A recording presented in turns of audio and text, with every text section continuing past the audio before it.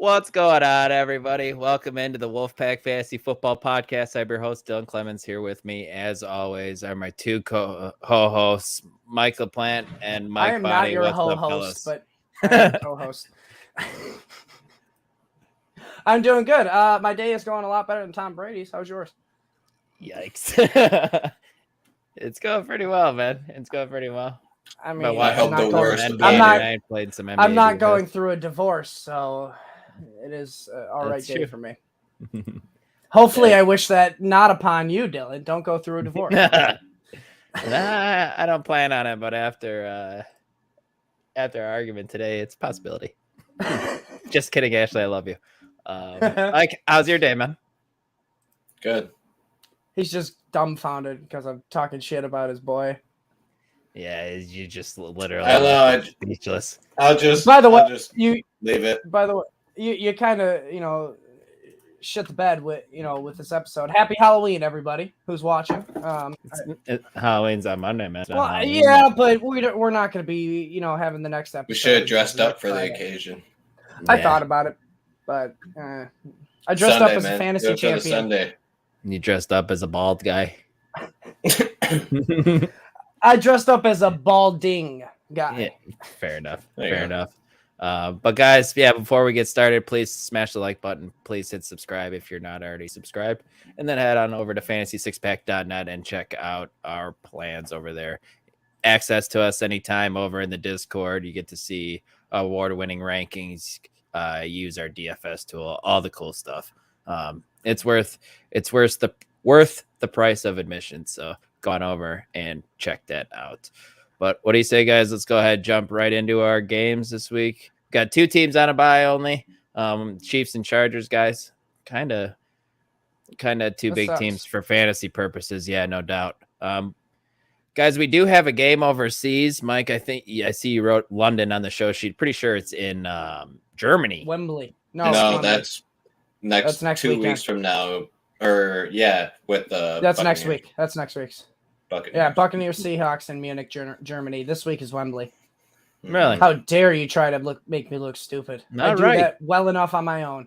The Denver Broncos take it out the Jacksonville Jaguars. I want to start with you, man. I mean, you didn't hear the news. Sorry, this is the last time I'll interrupt you because everybody heard about it. You didn't hear about the news of Russell Wilson doing high knees on the plane to London? I was literally about to say that, and you stole my thunder. I was going to ask Ike if that gave him any confidence in starting any of these Broncos skill players this week, and who are you thinking if you are? Unfortunately, I have to start Melvin Gordon in the league. That's not good, man. It's our home league, so that's great. Hopefully, you do not have to do that, but you're probably starting Cortland Sutton because you drafted them, and you probably don't have better options. But I think Jerry Jeudy is probably going to get the higher target share, maybe, I think. I think he's the playing for sure. Is Russell playing for sure? Yes. Yeah, they said that. He's supposed to, yeah. Mm-hmm. But, I mean, really, do we want a hampered Russell Wilson with a bad shoulder and a bad hamstring? Or I can see him running a lot and then probably dumping it off to short routes. So, Cortland Sutton, I'm not in. Because he's the deep guy. It's Jerry Jeudy's offense, man, as the top pass catcher in my eyes. That's really only with Rippon, Melvin Gordon being okay, but I don't know, Mike. Russell Wilson wasn't targeting Jeudy like he was targeting Sutton when he was in. If Russell Wilson is in, it's Sutton, but if Rippon's in, it's Jeudy. Because Rippon targeted Jeudy and gave him that. But the only time Sutton never produced was when Jerry Jeudy wasn't in the game, too, which isn't ideal. Let me ask you this. Who would you guys rather start in this backfield, Melvin Gordon or Latavius Murray? Now, that's a good question. I'm curious. Do you have your rankings up? I'm curious where you have them set in your rankings. You're probably a coward to have a back-to-back or something because you have no spine. I have Melvin Gordon 30, close. Latavius Murray 35. Okay, that's further back than I thought. I'm looking at last game's week for the snap shares, just last games, and Latavius Murray was behind Gordon, 39% to his 50. But it's a split. It seems. Latavius is getting like the goal line shit and all that. So yeah, they clearly don't want Melvin Gordon to take the full workload. Well, they don't want Melvin Gordon to fucking fumble the football at the damn goal line when they're trying to score. That's why Latavius Murray. He's fumbled 4 times already. I mean, how many more times are you gonna fumble? I mean, you can't. How many more games are there? He's not Antonio Gibson. He's worse. He is worse. Let's go ahead, jump on over to the Jaguars, who made a big move this week. Big news in the fantasy field, with James Robinson being traded to the Jets, kind of opening things up for Travis Etienne in this backfield. We'll probably see some more Jermichael Hasty and passing downs and stuff. I'm curious, with James Robinson gone, what do you think Etienne's ceiling is for this week and moving forward? I joked about it with Joe last night, and I said the moon. Because, I mean, he's clearly the average yards per touch is just off the charts. It's 5+. I know that. He's starting to get the targets. He's seen 12 in the past 3 weeks. I mean, even with him not being able to catch it, that's his one bugaboo. James Robinson was taking yeah, I know. I mean, but James Robinson was taking away the red zone carries now that he's out. You might see Snoop Connor, maybe Jermichael Hasty get a little work in there as well. But I really do love Etienne here as, at the very least, a very safe top 10 running back if he gets to continue getting the targets. Because that's the thing. If he can't catch the ball, he's not going to continue to get the targets. He's just so efficient with your touches. He's explosive. Like you said, man. Yeah, and he's a much better ball carrier than I anticipated. And it's so weird that his 6.1 yards a carry. Yeah, that's nuts. He looks like he does in college. Yeah, man. It's weird that his downside is the pass catching when you thought that's where he would excel at. Yeah, but you're going to be starting him the rest of the year. I mean, just like you've been starting Christian with Kirk confidence, right? Yeah, for sure. I mean, yeah, I'm probably. I mean, let's be honest now, because I'm always bigger on running backs than I am wide receivers, unless you're that tier 1 of wide receivers, Chase, Diggs. You know what I'm talking about. I like Etienne the rest of the season as a safer play than Christian Kirk, just because he's guaranteed more touches. Yeah, I tend to agree. And Ike, I'm curious, where do you have him ranked this week, Etienne? Is he top 15? Pretty sure I have him like 13. Yeah, that's fair enough.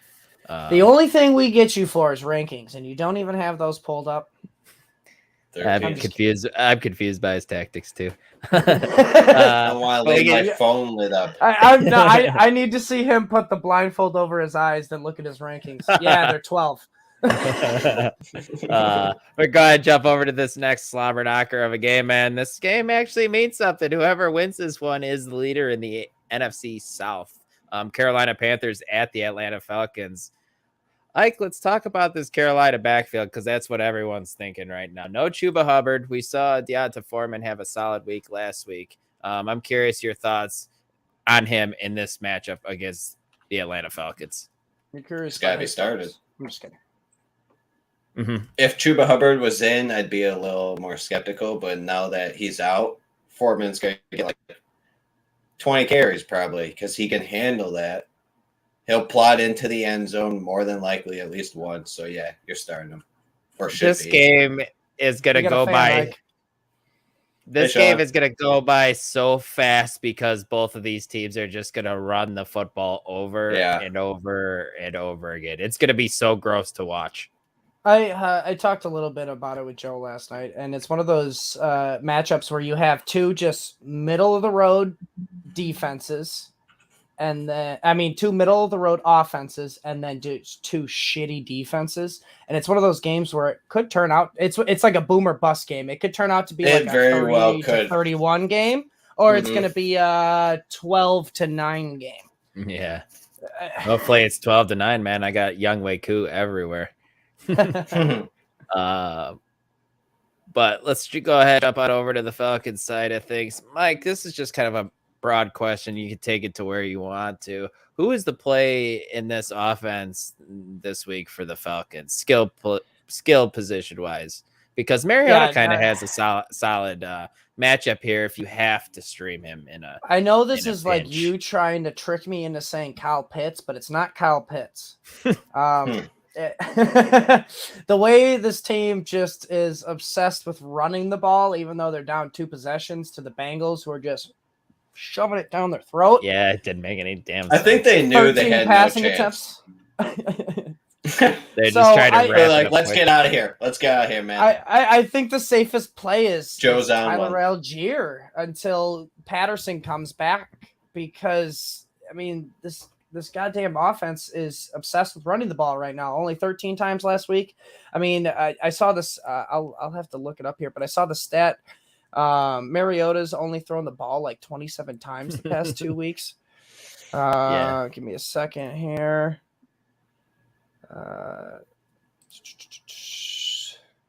Kyle Pitts was so close. 27 times. I was right on the money. Dude, he got only 20 on that play. They're playing like the Bears were in the beginning of the season. There's no fantasy value here unless you're a running back. Yeah, sure. But not even there, because they run a committee. You know, it's annoying. And neither of those guys. Well, that's why I really say talented, but Algier, because he gets majority of the snaps. I mean, it's not by a high margin here. Give me a second. I mean, yeah, he's showing as the only one for snap percentage as an RB for week 7. Mm-hmm. So I mean, it's our Algier right now as the starter. Yeah, you have Caleb Huntley, who's injured. You have Keith Smith, who's just another guy. So it's Tyler Algier until CPAC comes back. Sure. I mean, you could, if you're desperate, throw Drake London in there, man. But I mean, the volume's just one not target. There. Yeah, one target. And don't listen to Ike and his 30% target share, because 30% of 13 is only 4. I was gonna say Kyle Pitts too is getting the red zone targets. I couldn't care close to scoring last week. But we do got a question real quick, guys. Let's get this been sitting here for a minute. Would you trade Derrick Henry for Jamar and AJB? Personally, I would not, man, because Derrick Henry could carry you to the playoffs, and you are not going to get Jamar Chase back until closer to playoffs. So, and you got to get that. You got to get there first. Scenario. Yeah, you got to get there. AJ Brown is boomer bust for sure. 4 weeks from now, we'll have week 12. All right, which is 1 week before the start of playoffs, and then 2 more weeks. Worst case scenario, 6 weeks, you're in the playoffs. Math. So. And that's like I said. That's if he comes back without any. That's without any setbacks too. Yeah, right. No, and you can be without him for the playoffs. So I would stay pat, man. Yep. If they start winning, why bring him back early? Though.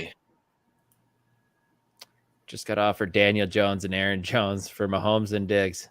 Yeah, I think you should stay pat. I'd probably laugh at that dude as well. Send him a shit counter back. Yeah. Sean's stealing one of my questions for later in the show, man. What's Rondell Moore's value moving forward with Hopkins back? Obviously, Hollywood on IR. You guys want me to take this one? Well, I just want to, before you go in there, there's rumors of AJ Green getting traded. So, I mean, that could boost Rondell Moore's value right there if he does get traded. But go on. And with Robbie Anderson coming in, man, him not knowing the playbook a whole lot last week, they actually kicked Rondell Moore to the outside instead of him lining up in his normal spot in the slot, because Greg Dortch is just strictly a slot receiver. So that's not where Rondell Moore excels, man. And we saw it last week with him only getting 2 targets. This week, hoping Robbie Anderson knows the playbook a little more, is on the field for more snaps, and he's an outside receiver, obviously. So that pushes Rondell Moore back in the slot where he's more comfortable. I think we're going to go back to seeing him get 6 to 8 targets a game, I would think. I just think it's Hopkins, Hopkins. Like, I just think he's going to funnel to Hopkins as much as he can, like he did last week. This is true, but they're going to need somebody else because James Conner's out, and it's debatable whether it's debatable whether he can 5 continue to 7. that. Yeah, but I mean, the nice thing is compared to Dortch, I mean, Rondell Moore is out on the field for 90% of the snaps to 53 for Dortch. I mean, like, Rondell Moore is out there. It's just a matter of... They should try him at running back a little bit. And like Dylan you said, has a point.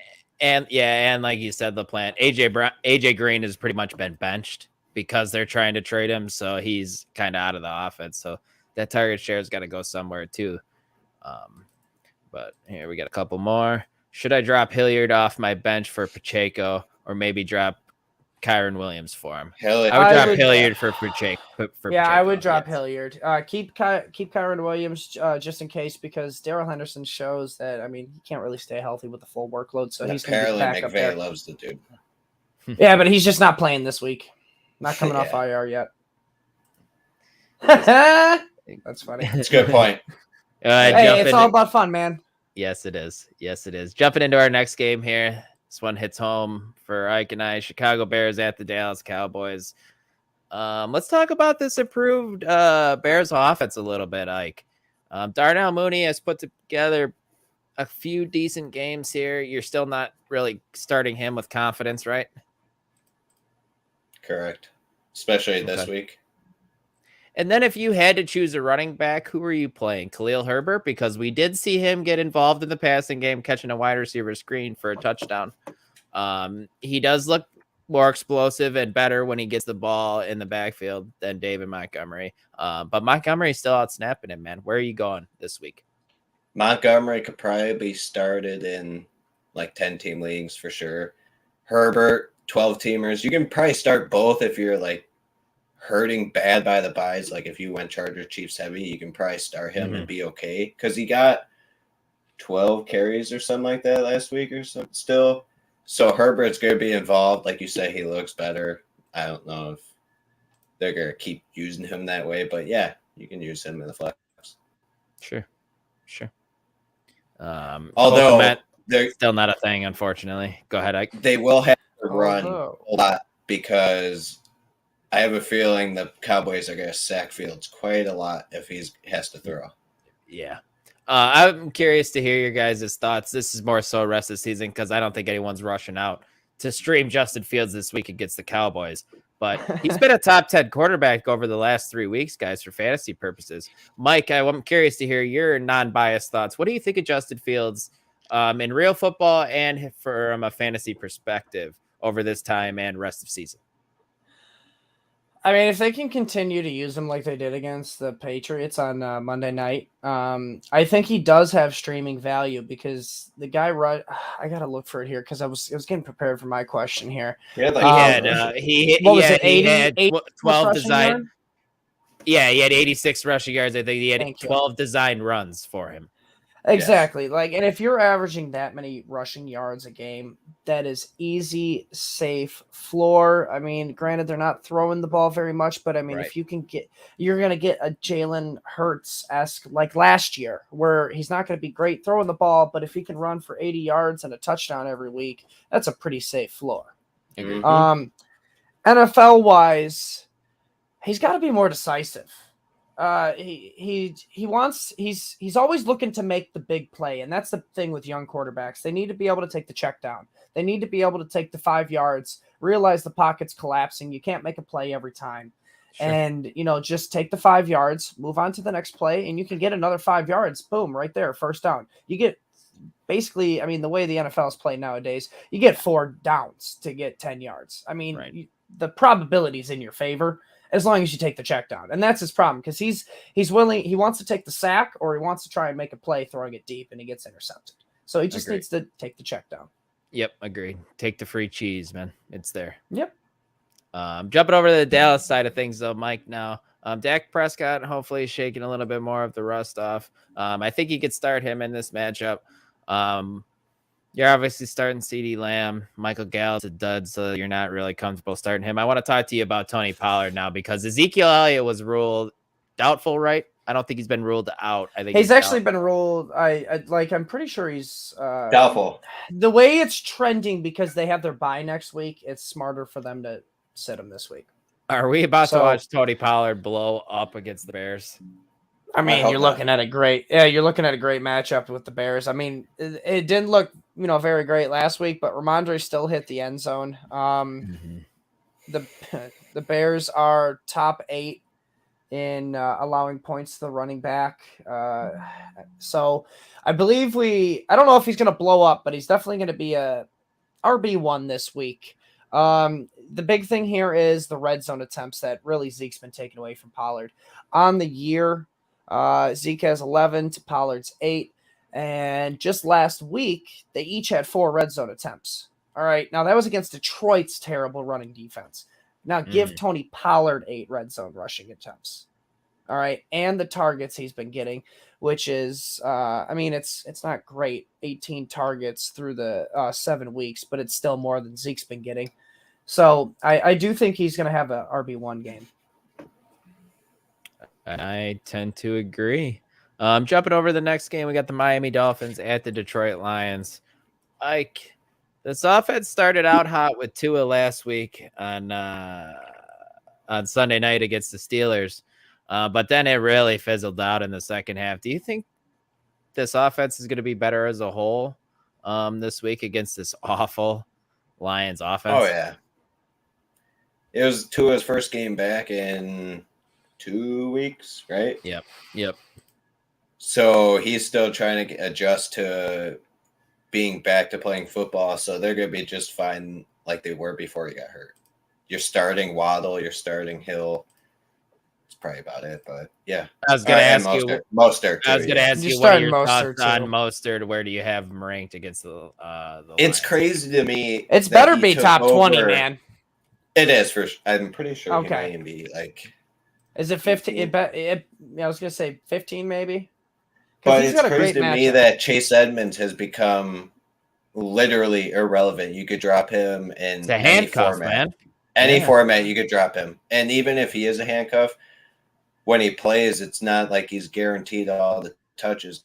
Because when he was playing, he was averaging brutal yards per carry. I think it was like 2.5 or something like that. Right. But nobody can run. Brutal this year, yeah. Yeah, nobody can really run behind this line, man. Mostert's making the most of it with him. That's right, Mostert. And he's able to stay healthy right now. Mike, jumping over to the Lions, man. I'm kind of just going to give you the same question here. This offense started out just guns a-blazing, on fire, but over these past 2 weeks, or the past 2 games, I should say, because they had a bye week in the middle of this, they've just been downright dreadful. What are your thoughts on this offense? They are getting DeAndre Swift back. Do you think that solves and all the problem? Brown. And Amon-Ra St. Brown. Yeah, because he went out early with the concussion last week. Yeah, no, that's really been granted, it's still the Lions here, but that's been their bugaboos. They've been injured, Swift and Amon-Ra St. Brown. But if Swift's going to have a big game, it's going to be through the air, not through the ground. Dolphins don't allow a lot through the ground. They're 11th best at stopping the run. They're really a team that you can hurt them against through the air. Where is it here? Yeah, sixth most allowed through passing yards through 7 games. So really, I think the Lions are going to have to attack him through the air, through Swift, Amon-Ra, TJ Hawkinson. And that's really how they're going to have to beat the Dolphins. Now, I don't see them beating them, but that's going to be how they're going to have to do it. Mm-hmm. So I don't know how Swift's efficiency is going to be on the ground, but I think he has a good day through the air. What do you think about Jamal Williams' fantasy production or fantasy? I don't like it this week. Okay. Oh, with Swift back for like rest of the season or this week? Yeah, take it whatever way you want. Well, this week I don't like it because of the matchup, but I mean, based on how they like to deploy their running backs, I do like him on a matchup based situation for the rest of the season. So if you get a matchup because he's going to play the Bears here sooner or later, being in the same division, I think Jamal Williams is worth a flex play in those considerations. Yep, I agree. Mike, you got a question here. What's up, Betty? How do you feel about Jacoby Myers? What are your thoughts? Give him more than a sentence, please. I actually like him this week. This is the highest I've actually ever ranked him, even though he's coming off his 2 worst weeks, even though he's going double digits. But he is the number 1 guy for sure in that offense. Although Ramondre Stevenson is only 2% target share lower than Jacoby Myers, which is weird on the season. He's 16 to 14. He just got dump off after dump off last week too. I just find that super weird. But with Mac Jones back, I think they're gonna start airing it out more. I would assume, right? Mac Jones is back. Yeah, yep. He Lepar? was Mac Jones he was named a starter earlier this week. Yep. They're going to start airing it out more. So, yeah, I like Jacoby Myers for sure. He's starting to see touchdowns now, too, finally. Mm-hmm. Next question. Got offered Hurts and Pat's defense for Dak and Titans defense. Do I take that? Yeah. Yeah. Yeah, you do. Yeah, I think defenses are a dime a dozen, and you don't have one of those top tier defenses this year, like the Eagles or something. I'm trying to think of another defense. I mean, Cowboys. Cowboys and Eagles defense has been pretty consistent, but the Pats, they've been inconsistent, and you're getting probably your best chance at QB1 this year with Jalen Hurts. Yeah, right. Just Jalen Hurts is better than Dak. That's exactly why I sided. Yeah, you win that trade. Best player in the trade. Yep. Jumping back into our game previews, we got the Arizona Cardinals at the Minnesota Vikings. Ike, we already talked about Rondell Moore, so I'm going to go through this game and I'm going to ask you a surprise question here. Surprise. Speed round. This Minnesota defense is soft, man. It's a pretty solid matchup for Kyler Murray. He's got his boy DeAndre Hopkins back. I'm curious your thoughts on Kyler here. Obviously, you started him. But I don't like the fact that he hyper targets DeAndre Hopkins because that can lead to turnovers and incompletions and all that. So I'd like to see him spread the ball more to Zach Ertz and Rondell Moore and Eno Benjamin and actually use his weapons and actually use his feet for once. I don't know why he's not running as much because that'll help his fantasy value. I'd like to see that more. Barring that, he's been running. Startable. It's just not a lot. It's not like he's like we're used to. There should be more design runs for him too. Yeah. I agree. Call of Duty did come out today, so careful. I'm just waiting for Kyler to have a blow-up week, man, and he hasn't had one all year. That's what I should have phrased the question. I don't think he will.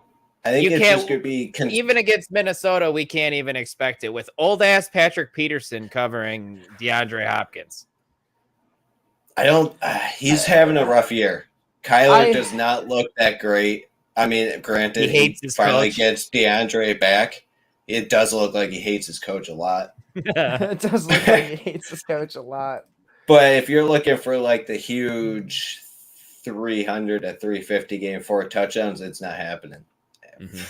He's averaging 5.9 yards a catch. This is supposed to be an air raid system, man. I'm looking at that. And they're air raiding at 5.8 yards per attempt. Yeah, that's not air raiding. That's dump and die or dink and die, whatever it is. Kyler Murray is 44th in QBs for pass attempts, and there's 32 starting quarterbacks, guys. That's awesome. Like that's in not yards good. per attempt. You mean? Is that what you said? No, that's yards per catch. Yeah. No, that's yards per catch. That's correlated with yards per attempt, though. Yeah. I'm a little confused with this stat you're giving me right now. No, this is passing. Because where they're catching the ball, that's where his attempt is. So there's because there's yards per attempt for deep passes too, and that would definitely obscure the fuck the are you saying right now? Where do you think that comes from? Average distance of target. That's for wide receivers, not quarterbacks. Right. I know, but I'm just saying. Yards per attempt is for quarterback. And then we got another question here. Might as well throw that up. What value does Van Jefferson bring back to the Rams offense, Mike? Are we getting in the van with him back? As Chris Farley would say, in the van down by the river. I've been waiting all season to ask you to get in the van. I mean, I don't want to get in the van with you, even if you got candy. Liar. I think this is it unlocks the offense, man. I'm interested to see how Van Jefferson does because he takes the top off the offense, which is what this offense needed because Cooper Kupp and Allen Robinson don't have the speed to take a top off the offense. They're both underneath guys for red zone threats. And Van Jefferson, in my opinion, will assume the ODB role and we'll get those deep threats, which I do think he has fantasy value going down the stretch, but it's going to be very boom or bust. It's not going to be Cooper Kupp, type of consistency. And Allen Robinson, I think it helps him a little bit more with some underneath targets because it opens up the field. But man, I think Van Jefferson probably finishes the rest of the season. Like if we go from week 8 to the week 17, Van Jefferson will score more points than Allen Robinson through the rest of the year. Dude, with that offensive line, is he gonna be able to have time to throw to Van Jefferson? They do get their center back this week. Yes. I think it honestly helps the offense as a whole, to be honest with you. I think as an NFL whole. Because Stafford and him have chemistry, obviously, going back to last year and stuff. So, yeah, I think it helps. They're missing their speedster because Tutu Atwell is not that guy, guys. Nope. And then we got another one. In my other league, I got offered Kelsey and Tua for Lamar and Kittle. I would stay put with Lamar. Kelsey? He gets Kelsey. Take Kelsey I think I stay with Lamar and Kittle there, to be honest with you. I think Lamar, Tua scares me, man. And if you're going to lean on I think Lamar is struggling, though. Well, here's your thing, because if Tua does get hurt, guys, we're in week 8. We're in week 8. There are no more good quarterbacks out on the waiver wire that you can just pick up and go, yeah, I'm going to play you. So if Tua does get hurt again, you're kind of fucked. Let's be honest. Yeah. Lamar can get hurt just as much as Tua, though. This is true. I think the best player in the trade here is, personally, in Kelsey. my opinion, Lamar. I think it's Lamar because overall, the quarterback's going to score more points than the tight end. In our league, but this is a normal league. I'm assuming that's going to be Kelsey, right? This is even so, a quarterback like Lamar, who has the rushing floor, still has the potential to score more points than, unless you get a Cooper Kupp-esque season. That's different. Mm-hmm. But I think you stay with Lamar and Kittle. But there is an argument for Kelsey. I think Kelsey's going to outscore Kittle by a lot. And big time. Be closer to Lamar than Kelsey. You think so? See, that's where we disagree. Lamar's not doing very good. Lamar's passing isn't very great. But Andrews he got Tampa Bay, which Tampa Bay is in shit.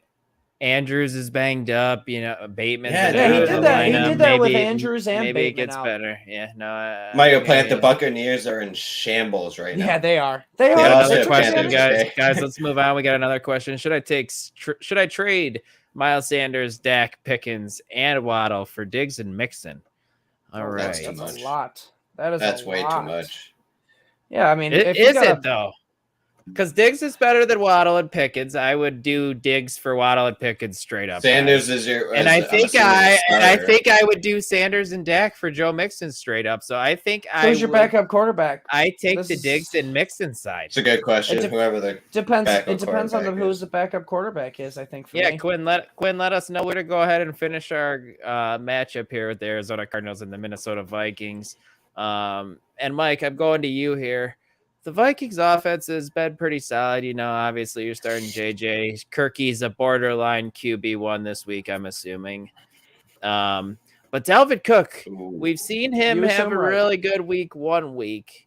But other than that, he's kind of just been And he was pretty much a consensus first round, late first round to early second round pick. So he's been disappointed. What do you expect from him against this Cardinals defense? Man, I want to say he's going to have that blow-up game, but the Cardinals are actually pretty good against the run. A lot better against the run than they are against the pass. Cardinals are... Oh, man, I lost them. They're 23rd best at stopping the run, but they're very, very bad at stopping the pass. They are... Oh, man, I lost them again. We got a first timer they're fifth over here. They're fifth. Sorry, they're fifth. I'm sorry. They're fifth at allowing passing yards. So that's why Kirk, like you said, is a borderline QB1 this week because they're going to be able to pass on them. I just don't know if Dalvin Cook's going to be able to have that good game. Like the thing that's been hampering him is the red zone carries. He hasn't been getting a lot of them. Not last week, but week 6, he only had 1 red zone carry.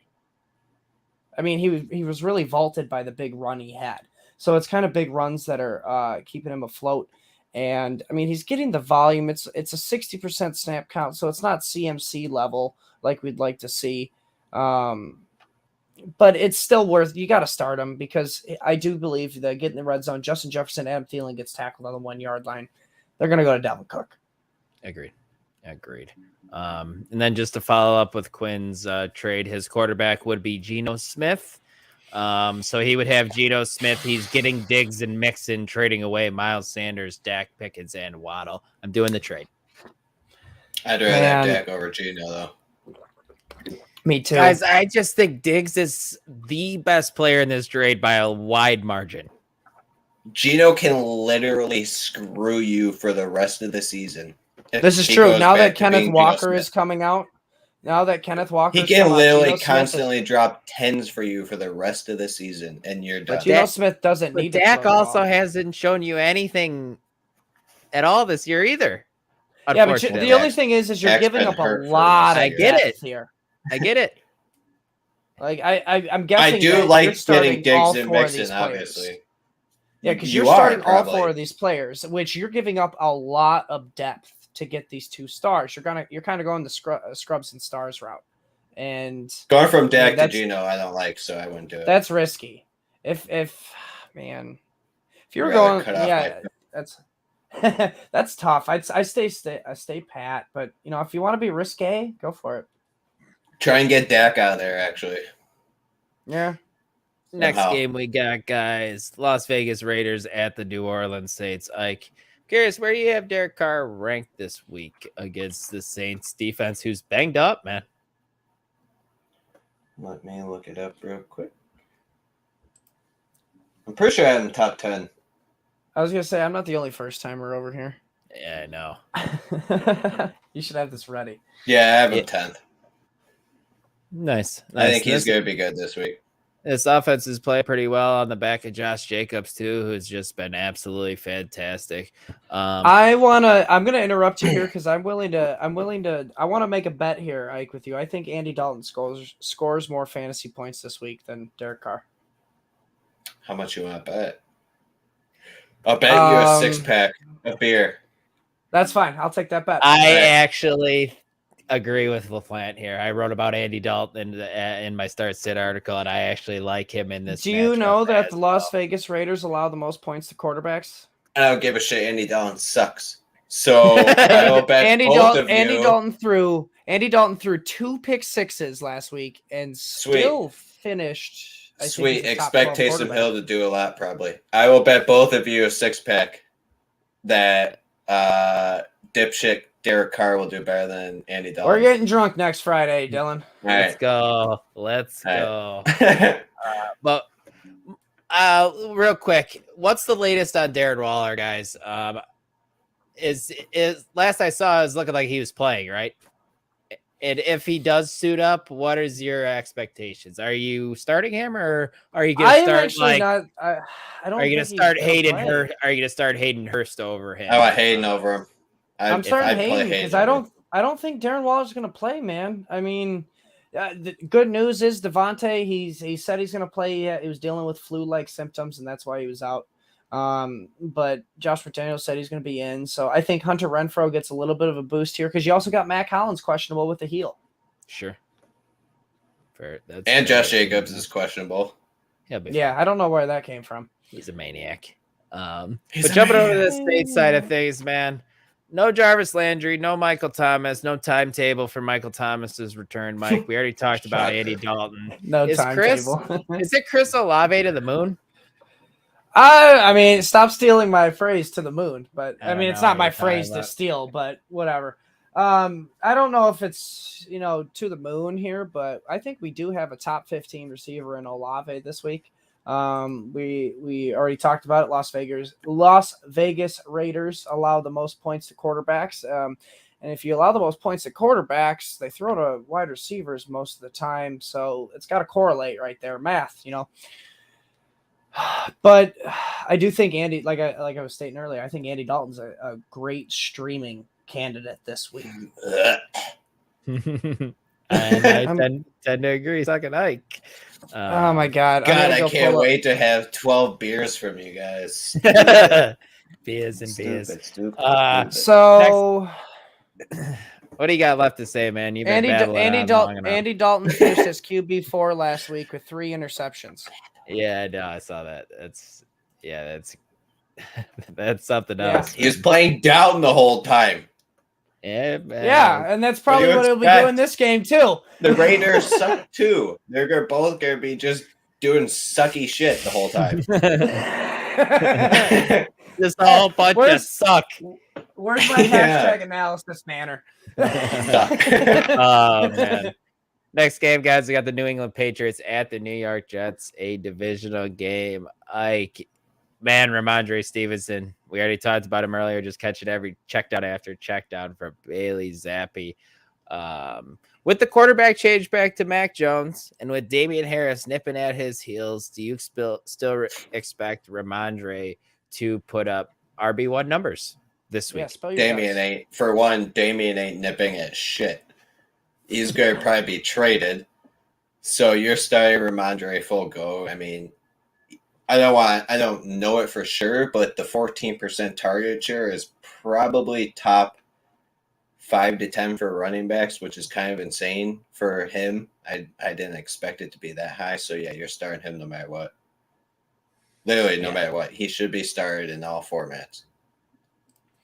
Let's look at this. Yeah, holy shit. I never even looked at that. I mean, this is kind of top 5 because he's 4th in target share. Okay. At 14.9%. I mean, you only got Barkley, Eckler, and CMC above him. Yeah, isn't that insane? All signs point up for Ramondre Stevenson. We already talked about Jacoby Myers earlier. So if you want to hear about him, go back into the podcast and check that out. But Mike, let's talk about the Jets. Specifically, let's talk about the backfield before we talk about how Zach Wilson's not any good at football right now. Hey, but come on now. Like we said, James Robinson was traded to the Jets. And it muddles up the backfield, man. After Breece Hall tore his ACL, we all thought, Michael Carter was going to just step right into the role and be not Breece Hall, but he was going to be solid. What does that do to his value with James Robinson being there now? Oh, man, it kills it the rest of the season, but I love him for this week. Because it's going to be a situation where James Robinson is going to need to learn the playbook. I mean, we are dealing with a Shanahan-esque scheme, which is not just, you can learn on the fly. So I do like Michael Carter for this week. Now, granted, it's not going to be very efficient. We're against the Patriots here. But he gets most of the workload, I think, this week. But rest of the season, I think it's just going to be mainly a committee. Because they showed in the beginning when Breece Hall was getting his feet wet, they were fine being a committee and using Michael Carter as kind of that lead back. So if James Robinson can't show what he showed in Jacksonville, they'll probably revert back to that. But let's be realistic; they're going to be using a committee. Yeah, agreed. How disappointed are you guys that all these pass catchers' powers have been zapped by Zach Wilson at quarterback? Sucks. Yeah. Garrett Wilson what do you expect from the Jets? For 3 weeks, it looked like Garrett Wilson could be rookie of the year, and then next thing you know, Zach Wilson becomes quarterback, and then it's like, all right, Breece Hall is going to be rookie of the year, and then he goes down, so it's... And now Garrett Wilson's gone. Ceases to exist for fantasy purposes. With Breece Hall down, maybe they'll pass more, but I don't know. I doubt it. They're probably that's the biggest thing for Breece Hall is they're gonna have to pass it more. They're not going to be able to run it as much as they have been. So there's going to be a little bit more volume going their way, but it's just not going to be consistent. Agreed. Next game, guys, we got the Pittsburgh Steelers at the Philadelphia Eagles. Ike, you're starting Najee Harris. I know he's frustrating, but you're starting him. I suppose, right? You don't even. I'm second guessing myself, man. Unless you have the 5 running backs you have. I gotta know this, Ike. What do you have him ranked at? I know you probably don't have it ready, but what do you have Najee Harris ranked at? It's definitely lower than Raheem Mostert. I'm for sure. Really? I do. Fantastic. Who would have thought that was ever going to be said by somebody? But while you're looking for that, I ought to talk about the wide receivers, man. 21. Wow. Oof. Oh. So he is a borderline RB2. Interesting. Yeah. But like I said, I want to talk about the receivers, man, because it seems like George Pickens and Kenny Pickett have the most chemistry here. Deontay Johnson's been a bummer. He drafted him high, and he's still getting targets. Been a bummer. He is getting targets, just not good targets. Chase Claypool is out there doing his thing. In trade rumors. Yeah, just running cardio. What do you think about George Pickens in this matchup and rest of the season? I don't like with Kenny Pickett. With Kenny Pickett at quarterback, I don't really want to start any of them. But unfortunately, I like George Pickens more, which sucks for Deontay Johnson because he deserves to be targeted more and all that. But George Pickens 10. Looks very good. Yeah, but he's not doing anything with still it. Getting 10 targets. I mean, he'll catch like 7 of them for 60 yards probably. He's got a 20. Yeah, this is, true. But, we play PPR. So, you give me 10 targets, he catches all of them. That's 10 free fucking points. He ain't gonna catch all of them. He ain't catch That's true. It's true. But it's the volume you want to bet on volume, not inconsistency. And Pickens is showing to be a little bit more consistent. I'll give you that, but it's not, 13, 7, 10. They'll have past 3 games. Yeah. And it's definitely not the easiest matchup against the Eagles either. They're pretty solid. Yeah, they got a great secondary. Darius Slay, Bradbury. They lock people down right now. Gardner. Yep. Going over to the Eagles side of things, Mike. You're starting Jalen Hurts. You're starting AJ Brown. You're starting Devonta Smith. I think he's proven to you enough. Miles Sanders, man, he's given you a good season. He scored touchdowns, something he hasn't done in his whole career up until this season. Do you think that success continues against the Steelers? The thing about Miles Sanders here is he's been shown to be game script dependent. He's not really being used in the passing game. He's got an 8.8% target share the past 3 games, 7.5 on the year, which is pedestrian, maybe a little bit lower. So he's really kind of game script dependent. But here's the thing. The Eagles have been winning every game. And for the most part, other than the Lions game, I think it was, they've been up every game. So if they can continue that trend, which, it does look like they can, I think Miles Sanders can at least have solid high upside, a high RB2 upside, low RB1 upside because of the volume he's getting on the ground. And then the touchdowns are just going to be icing on the cake. Yeah, most definitely. Before we jump into our next game, we have a couple questions.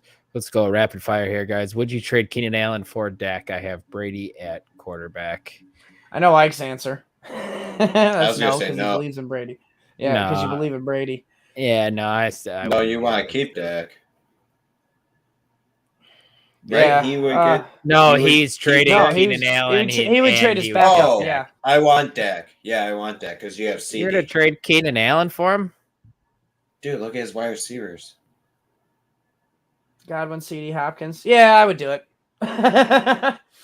Interesting. I'm still out. Half point PPR. He's got the receiver. That's the only reason why. Kamara or Pollard? Start one. Half point PPR, Kamara or Pollard. That's literally the same player almost. I go Kamara because he'd probably get more of the receptions. I think I go Tony Pollard against the. I think I go Tony Pollard against the Bears. Actually, I lean Kamara just a smidge with Andy Dalton starting. Andy Dalton has unlocked Kamara. He'll get the receptions to give him a safer floor. But I think Pollard wouldn't be no surprise if he scored more than Kamara this week. Kamara's safer though. You're going to feel a lot safer if you put Kamara in your lineup, and he gets you a solid 15 points. Right. Agreed. Next game, we got the Tennessee Titans at the Houston Texans. Mike, Ryan Tannehill's banged up with an ankle injury. I haven't heard the latest. Mike, what have you heard? Do you got anything for me? He was questionable leading into it. I do not believe he had a limited practice today. That's what it was. I'm curious to hear your guys' thoughts on what is this offense going to look like with Malik Willis? Are they just going to sit there and run the ball with Derrick Henry, or is there going to be more design runs for Malik Willis? What are your guys' thoughts here? You're probably going to see like 8 people for sure in the box for Derrick Henry, which he can handle, obviously. But other than that, other than Henry, you're not starting anybody. Yeah, anything to do with that offense if Malik Willis is starting. Not a thing. Agreed, man. Yeah, I don't even want anything else to do with this offense with Ryan Tannehill starting. I'm just kind of out besides Derrick Henry. Derrick Henry owns the Texans in his 10 games against the Texans in his career. He has 170 carries for 1,035 yards and 9 touchdowns. Shit, man! Put everybody in the box except for the two corners on the side. That's literally 100 yards a game through 10 games against the Texans. I think Derrick Henry is probably one of the chalkiest chalk play this week. Wild. Just about as wild as the Bulls are about ready to lose to the Spurs, guys. Is fantastic. That wild though? A little bit. The Spurs are supposed to be tanking, but I don't know. That's not our podcast. We're fantasy football. Let's get back on our track. Houston Texans, Mike. Let's make this quick. Do we need Brandon Cooks to get traded for him to get going? He had been so solid his whole career. He was solid last year at Davis Mills, but this year, Lovey Smith, nothing, man. It's a running team, man. It is so true. They don't want to throw the ball. He's had his targets have literally declined. His targets have literally declined every week. 12, 10, 7, 7, which is complacency, not declining. 6, 5. They have declined every single week so far. Yeah, maybe he gets 7 targets this week, but man, Brandon Cooks he's not that safe wide receiver we all thought. I thought he was going to be one of the safest guys this year. Packers. Maybe he turns it around. He's got a 17% target share the past 3 games, but 23% on the year. So I mean, he's just got to get back to that 20% target share. Right. Maybe he will. I mean, Tennessee Titans is a good start. It's a good defense to throw the ball against. They're 9th best at allowing passing. Next game, Washington Commanders at the Indianapolis Colts. We saw a QB change last week to Taylor Heineke after Carson Wentz had the finger injury. And we saw Terry McLaurin come alive a little bit. I'm curious to hear your thoughts in this matchup against the Colts for Terry. Can he continue his success that he had last week?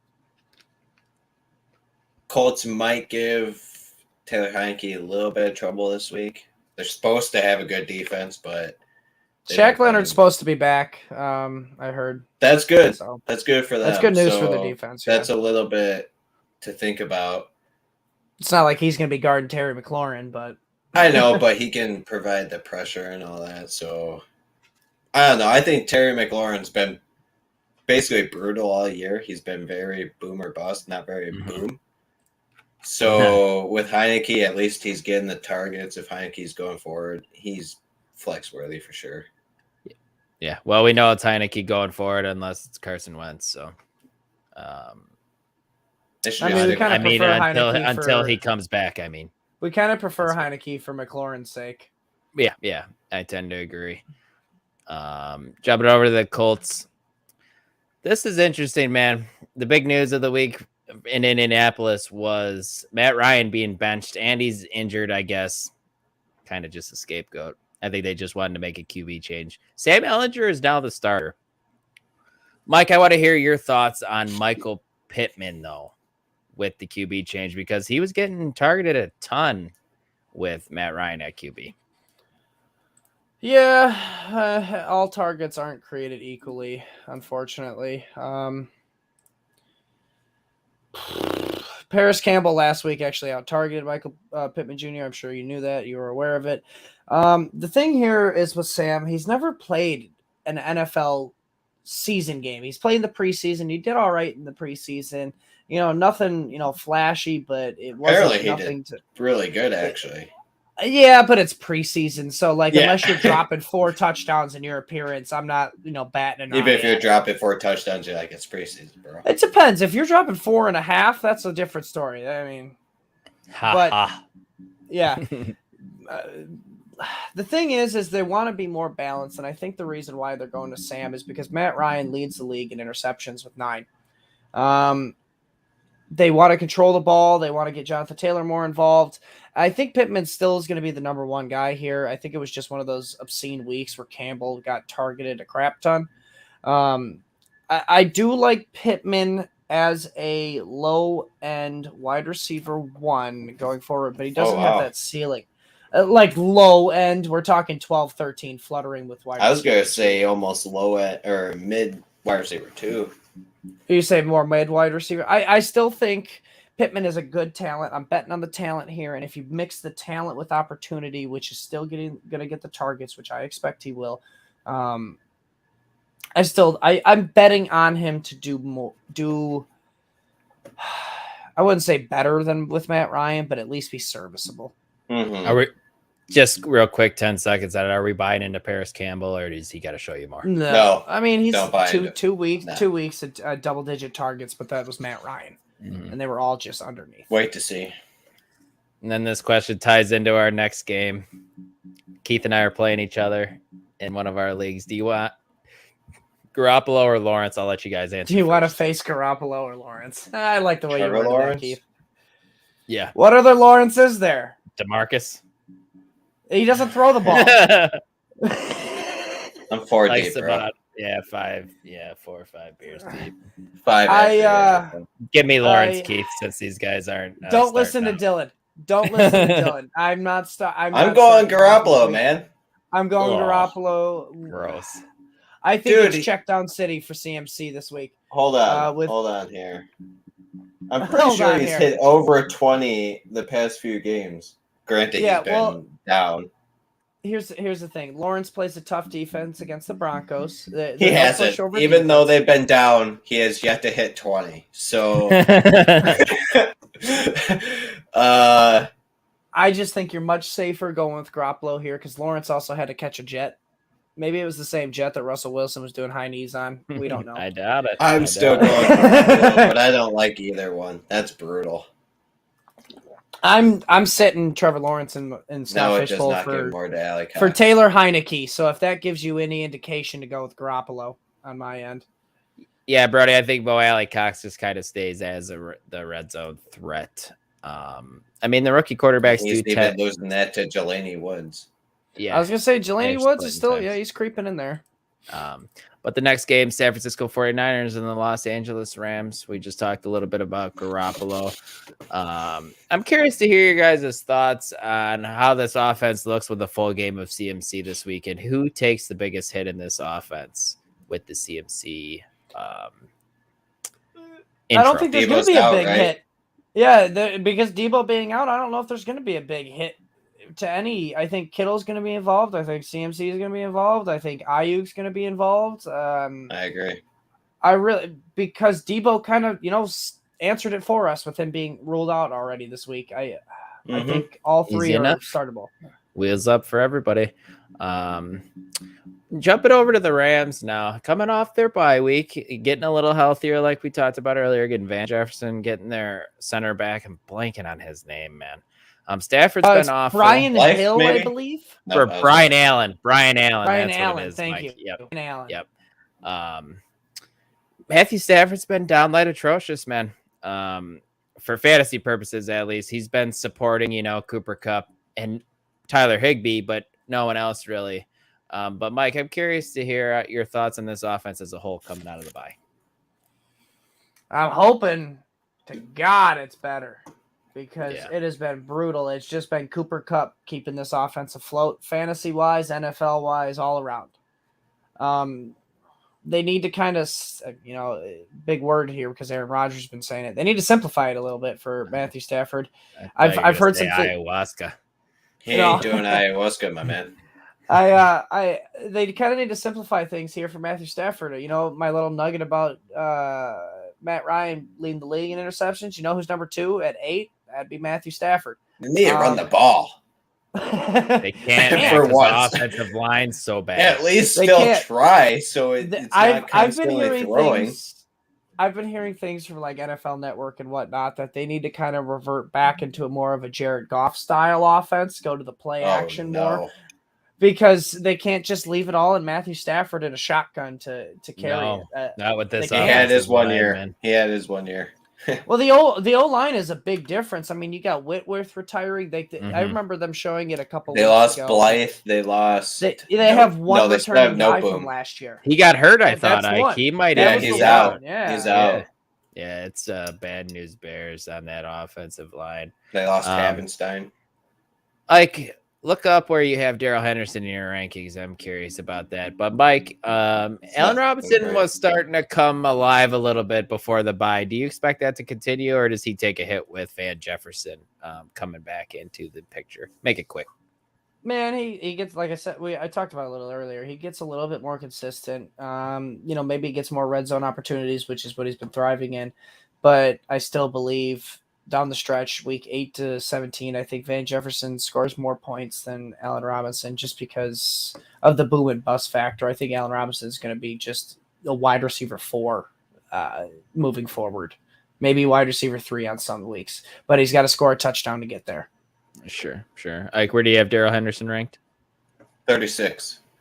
Oh wow! As an RB1 in an offense, tough matchup. It's tough matchup against the Niners. Andy stinks. How dare you? Kyler Williams isn't playing. You should probably bump that up.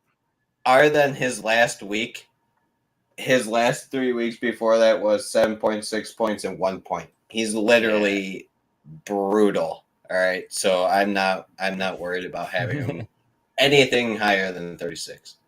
You know who's been brutal? RB3. Tom Brady. RB3, gentlemen. New York Giants. Oh, he's been bad for sure. But he's going through shit. Ike. I'm just trying to ignore that goofball over there. You should have just let it go. New York Giants at the Seattle Seahawks. Can't. I'm going to start with you, Ike. Daniel Jones, man. Playing better, solid fantasy points he's putting up as well. Is he a QB1 streamer this week against Seattle? If you play in 12-team leagues, yes, he is. I have him quarterback 11, right? Which is, it makes me mad.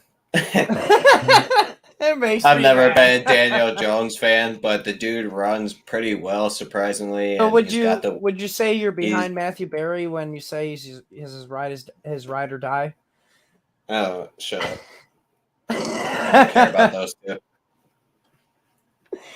Sorry, that was an inside joke. I'm curious your thoughts on Wan'Dale Robinson too, man, in PPR formats, because he's been getting the targets, catching balls. I'm curious what you're thinking here. I don't know his first sure target share, right? LaPlante, isn't it? The last 3 games he's played, it should be near 20. I don't think it matters because Kadarius Toney's now gone, which probably gives you the most. Now granted, Kadarius Toney wasn't really playing, but that gives you the most. That gives you confirmation for Wan'Dale Robinson, though. That's why I'm bringing it up.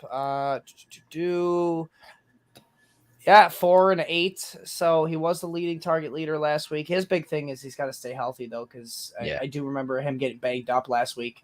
So he's questionable. I want to say he was questionable going into this week. Mm-hmm. But yeah, it's still a low volume passing offense, guys. I mean, we're talking about the leading target leader for wide receivers is Richie James with 26. That's because Wan'Dale was hurt, man. This is his offense. This is his. Do you know who's number 2? You know who's number 2? Darius Slayton. Sterling Shepard. Sterling Shepard. What the? Who's been injured for? He's been out for 3 weeks. Now? Exactly. So longer. It's a very low volume passing offense. There's not a lot of passing to go on here. Really, the one that was kind of making a splash was Daniel Bellinger, but now he got hurt with the eye injury. Yeah, so I think Wan'Dale Robinson injury too. He needs surgery on it. So best of luck for him. But I do think Wan'Dale Robinson's the one pass catcher other than Barkley you can probably get away with playing. But it's not comfortable. And jumping over He's to more Seattle. DFS. Jumping over to the Seattle side of things, I don't like Geno Smith in this matchup, guys. I think this game's kind of be a slog. Both these teams want to run the ball. So I don't love him, but I'm curious your thoughts on Marquise Goodwin this week after he's had a couple of solid weeks, and DK Metcalf is questionable. Tyler Lockett's questionable. And it's surprising DK is even questionable because his knee injury looked kind of gross last week. It scared me. He's a freak. Yeah, man. And Pete Carroll. This is nothing against you, Pete Carroll, but you're a piece of shit. I don't like your updates. Don't give me updates saying, yeah, he did some stuff and he ran around. What the fuck does that mean? He did some stuff and ran around. All right, cool. That makes him an asshole, man. I think you're the asshole for calling him an asshole. I know that's an asshole move, man. Give us a just proper like when he wanted to kill Cliff Kingsbury for doing that David Johnson thing 2 years ago. Oh, he's gonna play. He played one snap. Like, what do you mean he did some stuff? I mean, I'm gonna take Joe's line. I mean, yeah, we did. I woke up. I made a sandwich today. I did some stuff too. What does that have to do with anything with him being able to be healthy for football? Because that did look like that's not doing stuff. Coach speak, man. That's surviving. I know, but I don't want really anybody from the Seattle offense this week, unless your name's Kenneth Walker, just for safety purposes, because the Giants defense, they're actually pretty fucking good this year. The most points they allow to any position, quarterback, running back, wide receiver, tight end, is wide receivers, and that's 25.79 points a game, and that's 30th best out of anybody. So they don't allow a lot of fantasy points. I hear you there. Yeah, like I said, this is going to be a slog. I don't like really anybody from this game besides Saquon and Ken Walker. I'm with you, Mike. Sunday Night Football, we got the Green Bay Packers at the Buffalo Bills. Aaron Rodgers, double-digit underdog for the first time in his career, man. Wild. It's absolutely wild with what's going on in Green Bay right now. Ike, is there anyone not named Aaron Jones startable in this offense? No. No, I was Robert Tonyan. He's actually, with how bad tight ends are, he's actually starting to be Aaron Rodgers' top target, unfortunately. Yeah, Sammy Watkins sucks. He can't stay healthy. Romeo Doubs, whatever you want to say. He's just disappeared the last few weeks. It's Dobbs, yep. Alan Lazard is out with the shoulder injury. So it's Christian Watson's just hurt. such a slot. And is AJ Dillon droppable? I hate even thinking that. And you probably just keep him as a handcuff right now, but you're not putting him in your lineup. Dylan, you're starting Eno Benjamin. AJ Dillon 100%. Well, Benjamin.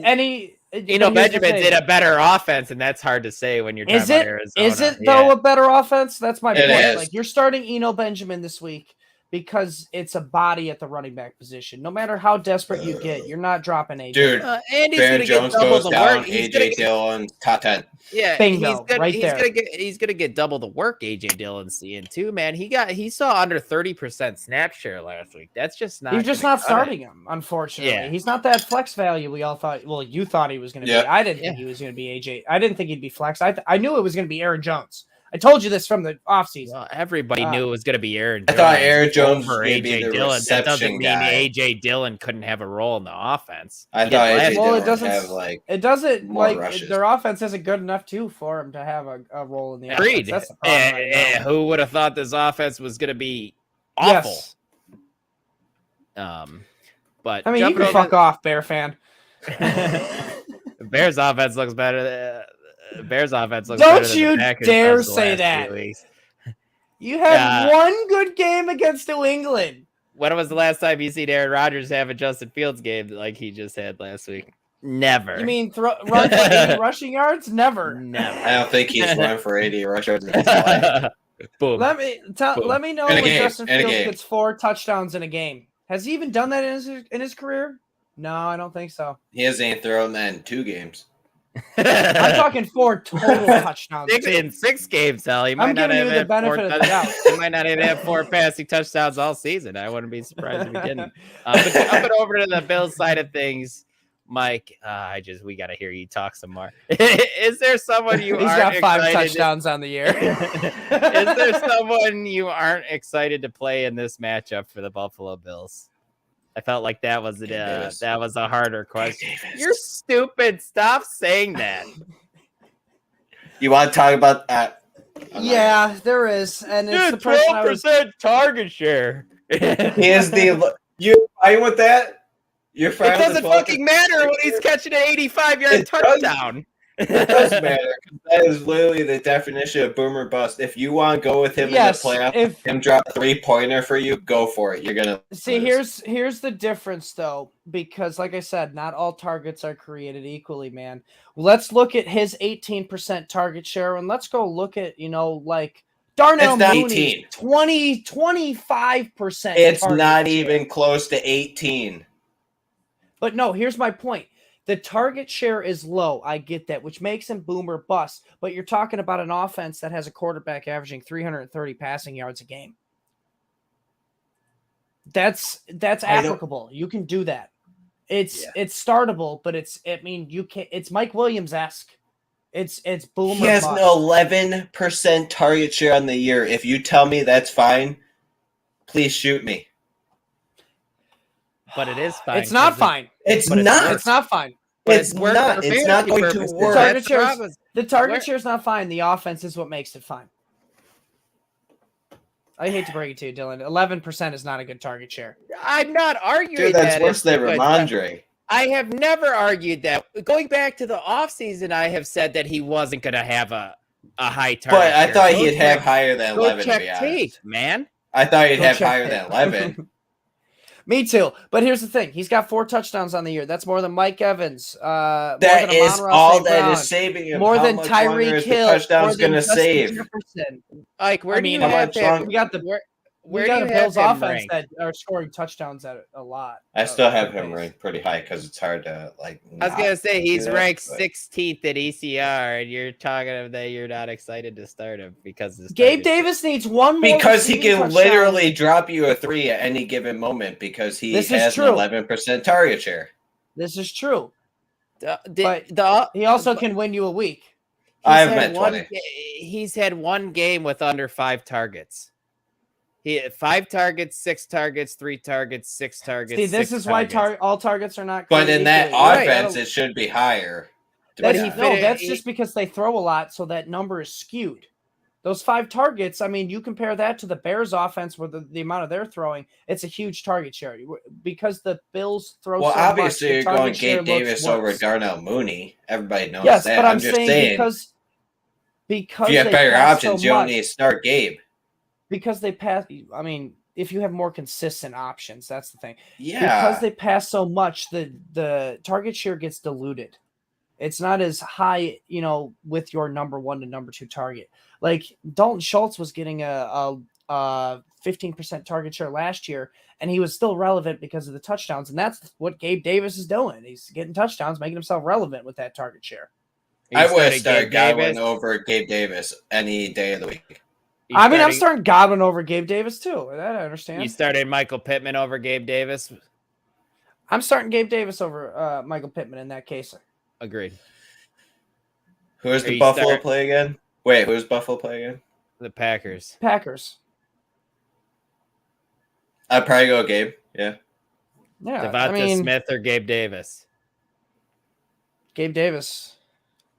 Oh yeah, Gabe. Like I said, Gabe's top 20. He's a top 16 receiver. That's my point. That's why I don't. He's not top 16. He's top 20.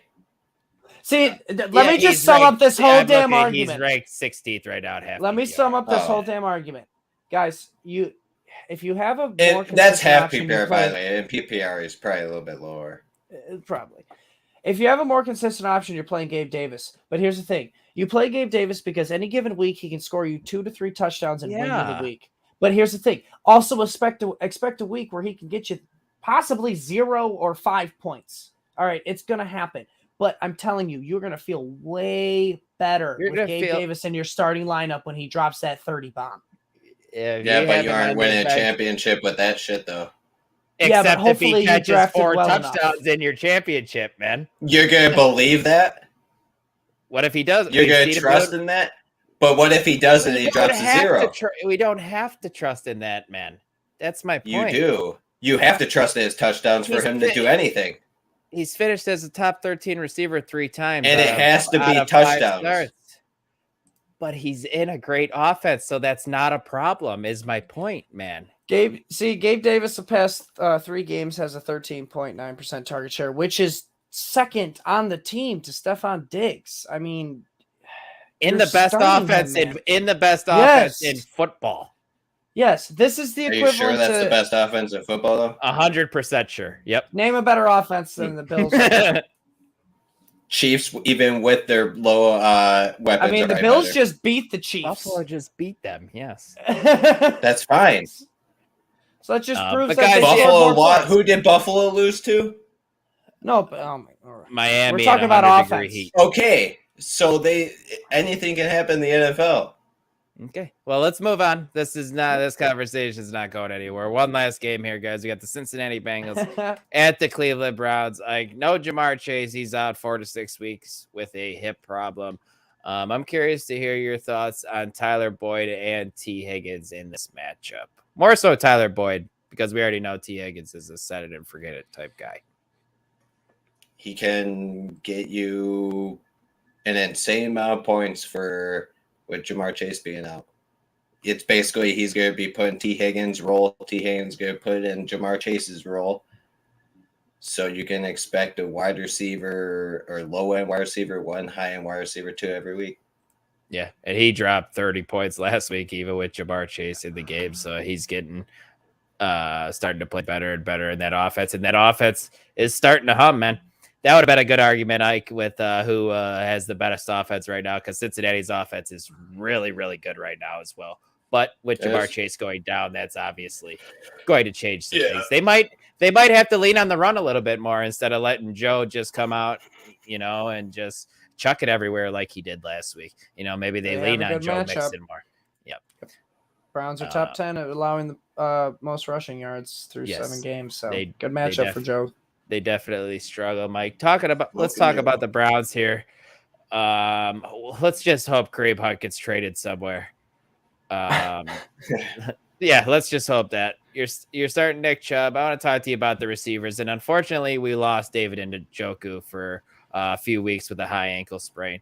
I know you're starting Amari Cooper for the most part, unless you have a more consistent option because he's so boomer bust. But I'm curious your thoughts on DPJ here with Njoku being out and Harrison Bryant stepping into the Njoku role. This is just and I'm not trying to be a dick, but this is a great example of the target share thing, because I'm looking here at Donovan Peoples-Jones, because Amari Cooper you're starting, but Donovan Peoples-Jones, here's the question. All right, he's got an where to go here? He's got a 18% target share through on the year. All right. And I'm looking at his past 3 games. He had 7, 5, and 6 targets. All right. But look at his yards per target, and it's at 8. All right. Basic math, 8 times 6 is going to get you. I'm even blanking on that. That's 40. What'd you say? 8 times 6 is 48. 48. Thank you. Why did I blank on that? That's the one time you beat me in math. I'll admit it. Math. But that's 48 yards you're going to get from Donovan Peoples-Jones. I mean, it's strictly PPR value that you're going to get where you want to start DPJ. But in half-point PPR, I want nothing really to do with him just because Jacoby Brissett's going to target Harrison Bryant just like he did in Njoku. Agreed. Do you guys like Harrison Bryant as a streamer this week? Real quick. Yeah. We've seen him produce. You just hoping for a touchdown to maximize that ceiling. My curiosity, who do you like more as the streamer this week? Because they're both in this game. Hurst or Bryant? I think it's Bryant. Even with Jamar Chase out. Brissett targets tight ends and insane. I was just curious because of the whole Jamar Chase being out. It opens up a little bit more targets to him as well. That's why. Mm-hmm. Sure. And then before we get out of here, guys, we got one more question. Which QB should I play, Carr, Prescott, or Cousins?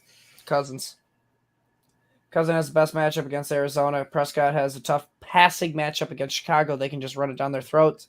And like I said, I think Andy Dalton. Yeah, I think Andy Dalton's going to score more than Derek Carr, and Ike's going to be buying us beer. I hate agreing with you, but I'll go with Cousins as well, guys. But just that wait wraps till up. Andy Dalton gets benched. Not gonna for happen. Jameis Winston. That wraps up our week 8 previews, guys. Like I said, please smash that like button. Please subscribe if you haven't. Head on over to fantasy6pack.net/plans. Get in those plans. Check out all the rest of the YouTube content we got flowing. We'll be here. Get up in those plans. Yeah, come on, guys. I'm serious. I mean, if you enjoy hanging out with us here, I mean, we're just as much fun in the Discord chat. You got unlimited questions there. I mean, you got unlimited content on fantasy6pack.net that you can hit up if you're a member. We have videos coming out every day. I mean, it's a blast hanging out with us. I mean, granted, I always give you guys shit, but I do enjoy hanging out with you. Yeah. But for Dylan and Ike, I'm Mike. Everybody, good luck in week 8.